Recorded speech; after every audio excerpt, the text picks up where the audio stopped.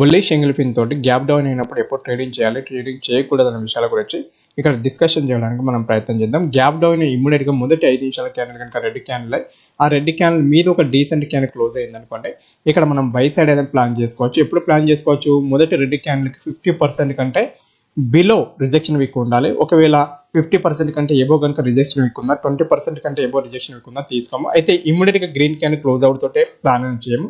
Inside లో ఒక decent candle colour is not important. ఒక డోజీ టైప్ ఆఫ్ లేదా ఇన్సైడ్ క్యాండిల్ ఫామ్ అయ్యి ఈ క్యాండిల్ మీద ఎప్పుడైతే క్లోజ్ అవుతుందో మనం బై సైడ్ ఎంట్రీ ప్లాన్ చేస్తాం. ఇక్కడ స్టాప్ లాస్ పెట్టుకుంటాం. హెవీ స్టాప్ లాస్ ఉందని భావించినప్పుడు మార్కెట్ మీదకి వెళ్ళి సో ఎప్పుడైతే ఇక్కడికి రీటెస్ట్ వస్తుందో రీటెస్ట్ వచ్చి అంటే బిఫోర్ ఉన్న రెడ్ క్యాండిల్ మీద డీసెంట్ గ్రీన్ క్యాండిల్ క్లోజ్ చేస్తే బై సైడ్ ఎంట్రీ ప్లాన్ చేసుకుంటాం. ఇక్కడ సైకలాజికల్ విషయం ఏంటి అంటే ఏంటది, సెల్లర్స్ ఉన్నారు, బయ్యర్స్ విజయం సాధించారు. సెల్లర్స్ బయ్యర్స్ మధ్య యుద్ధం జరిగింది. యుద్ధంలో బయ్యర్స్ అనేవారు విజయం సాధించారు.